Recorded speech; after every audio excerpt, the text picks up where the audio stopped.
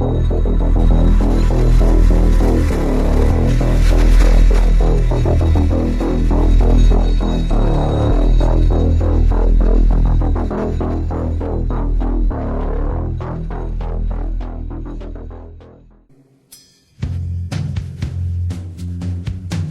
name is Nasime Saps. That the Yahweh created the Isha in order to mate with the humans. So Genesis 2 verse 23 says, the flesh of this one shall be chosen. The Isha will marry the humans. And now that makes sense because it says they're now using a technology that makes them appear beautiful, a technology that the Yahweh gave them, but that was forbidden by the early creators. In Genesis 2, it says initially they were bare and were not confused.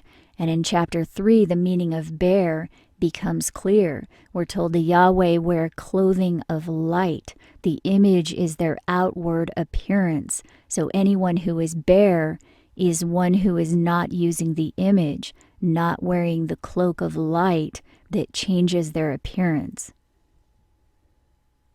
So Genesis 3 tells us the Isha and the humans with them started using this cloak of light, and they also learned how to distinguish between those who were wearing the cloak and those who weren't. And this cloak of light is all throughout the Bible. It's the coat of many colors that Jacob gave to Joseph. We know colors are frequencies of light, so Joseph's coat of many colors was a coat of light. And we're told in Revelation 13 that the image is a deceiving clothing of light. And in Genesis 3, we're told the shaft is what changes the Isha's appearance, making them beautiful. So the shaft is a shaft of light. We're also told Satan transforms into an angel of light, and we know Satan is another name for the serpent, which is the image. It's saying, should the Isha use the reward of the shaft and have children for a long time, shall the priest and the prophet be slain in the sanctuary of the Adonai. So Lamentations 2 tells us the Yahweh set up the horn, the Isha are using the shaft to produce children, and the Adonai will take away their beauty, the cloak of light, the image that they're using in order to mate with the humans to produce children. So that confirms another connection between the Isha's beauty, the cloak, and the purpose of that beauty cloak, which is to mate with the humans. So we're told in Lamentations 2 and Isaiah 3 that those who use the technology that makes them beautiful will be cast down. The technology will be taken away from them. And in Genesis 3, it tells us the ones using the image technology are the Isha and the humans with the Isha. So there are both humans and hybrids using it. But we also know the image came from Yahweh. They were the first ones using it before the Isha were created. So both Lamentations 2 and Isaiah 3 say the Adonai will take this deceiving technology away, and the daughter of Zion and the Yahweh will be bare. So we left off in Genesis 3 verse 7 that says, and the appearance of them both blossomed, and they learned to distinguish who was bare. And the next part of this verse may be the most important point of all. It says, and they sewed fig leaves together and made themselves aprons. But this word translated as leaves, number 5929, also means branch. So it says they sewed the fig branch together and made themselves aprons, or number 2290, which also means armor, either aprons or armor. And notice this word stems from 2296, which means to bind on. So it says they sewed the fig branch together and made themselves bound on armor. So verse 7 says, and the appearance of them both blossomed, and they learned to distinguish who was bare, and they sewed the fig branch together and made themselves bound on armor. And this bound on armor, or apron, is also referenced in Isaiah 3. Is said in verses 20 and 24 that after their beauty is gone, that attire of the breathing substance of human bodies, the serpent charming enchantment. It says, after that is gone, it shall come to pass that instead of sweet smell, there shall be stink, and instead of an apron or armor, an encircling robe. So this is confirmation again that the putting on of the apron armor is actually the putting on of the image, the cloak of light, the attire of the breathing substance of human bodies, the serpent charming enchantment, the changeable suits of apparel, the covering membrane, the coat of many colors, or the cloak. So we know the texts tell us the image technology is made of light, and light is electromagnetic radiation within a certain portion of the electromagnetic spectrum. Specifically, visible light is the portion of the electromagnetic spectrum that human eyes detect. So the Bible tells us the cloak is made of light. Light is electromagnetic radiation. And an electromagnetic field looks similar to a ring. Even the magnetic field around the earth is shaped like a ring. So the appearance ring in Isaiah 3 may refer to an electromagnetic field. The human body also produces magnetic fields. The first valid measurement of a magnetic field produced by a human body was done in 1963. But the book of Revelation says, starting in number 6 here, it says, the image deceives by the means of the mark. So it says, the Lamb who speaks like a dragon was given the mark to make the outward appearance of the beast. And that mark, it says in number 11 here, is also put on the right hand or the forehead, and they buy or sell with it. So we know they're already doing that with the RFID chip, and we know they also have microchip tattoos that they're doing the same thing with. So at this point, it does look like the microchip itself is the mark. So that means, because it says here that the mark is how they are able to create the outward appearance. That means that the cloak of light, the outward appearance, is made with the help of microchips. In other words, it's microtechnology. And this is a concept that can be conceived of in modern times. It's depicted in modern television and movies regularly. It's sometimes called shape-shifting. And it has been in the Bible for thousands of years, only it was covered up until now. So finally, the reference to the fig tree in Genesis 3:7 is possibly the most important point. It's another code about the timing of this event. So Jesus said in Matthew 24:32, now learn a parable of the fig tree. When his branch is yet tender and puts forth leaves, you know that summer is nigh.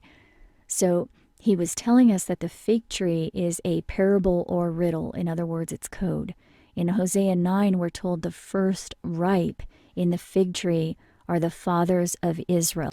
And Israel became a recognized world nation in 1947. That's common knowledge. Many have recognized that the emergence of Israel may be what Jesus referred to when he mentioned the branch of the fig tree putting forth leaves.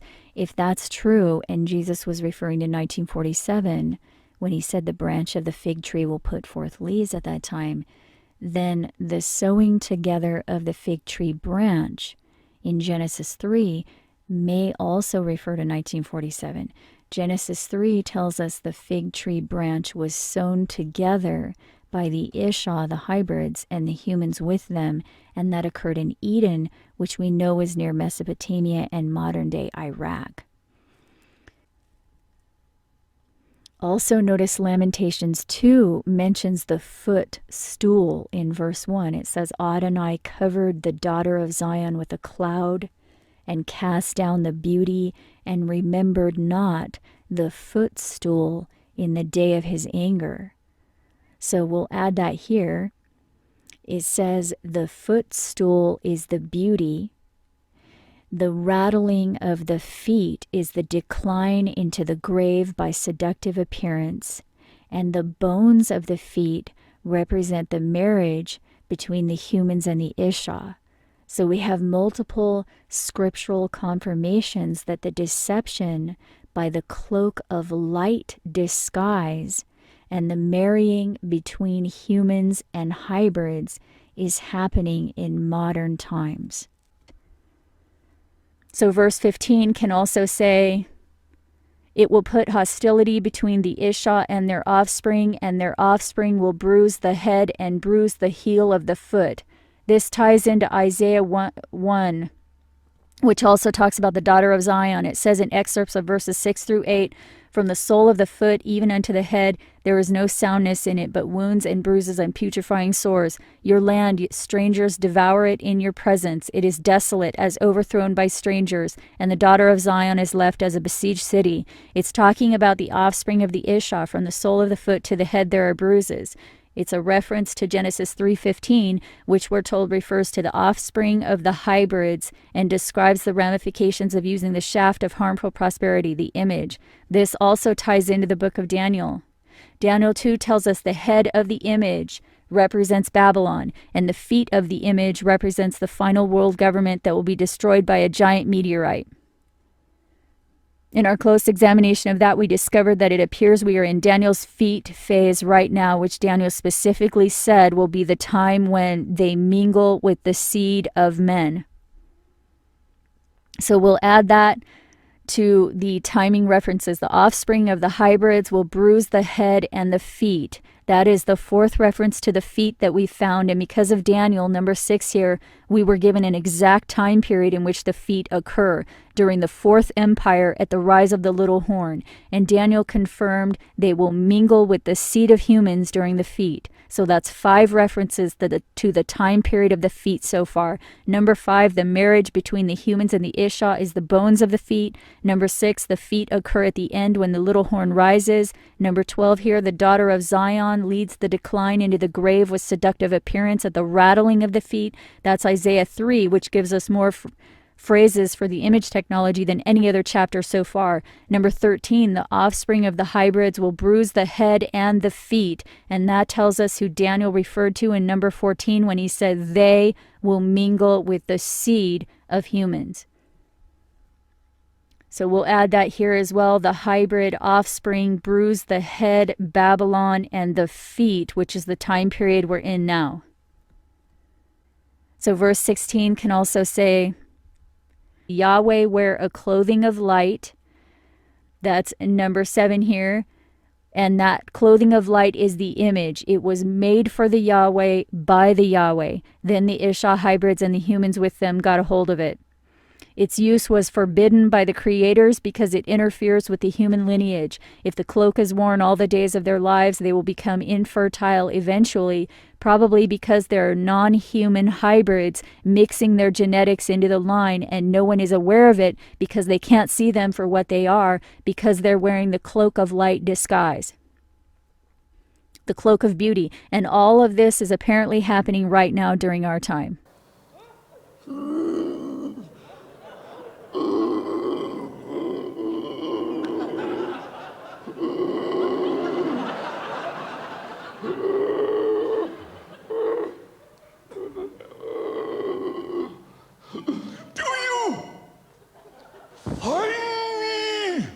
Repulsive!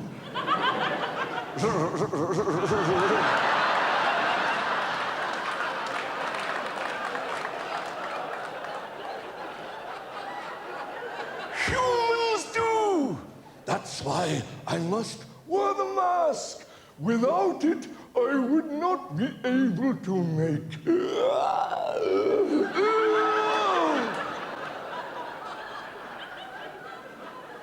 to so many of my staff.